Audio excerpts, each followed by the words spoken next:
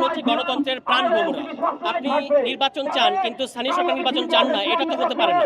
তাহলে আমাদের কাছে মনে হচ্ছে যে যারা জাতীয় সরকার নির্বাচনকে আগে আনতে যাচ্ছে তাদের কাছে গণতন্ত্র ইস্যু না, তাদের কাছে হচ্ছে তাদের ক্ষমতা যাওয়াটা মূল ইস্যু। কিন্তু স্থানীয় সরকার নির্বাচনটা দিলে আপনি স্থানীয় পর্যায়ে যে গণতান্ত্রিক পরিবেশটা এই মুহূর্তে বিরাজ করবে এটাকে তারা বিরোধিতা করছে। আপনি একটা জিনিস খেয়াল করে দেখেন, এনসিপির এখনো কোথাও কোনো কমিটি নাই। এমন না যে স্থানীয় সরকার নির্বাচন হলে এনসিপি জিতবে। যারা বড় রাজনৈতিক দল আছে যাদের এক সপ্তাহের মধ্যে নির্বাচন দিলে কম্পিট করার এবং জিতে আসার সম্ভাবনা আছে, তারাই কিন্তু সুবিধা পাবে।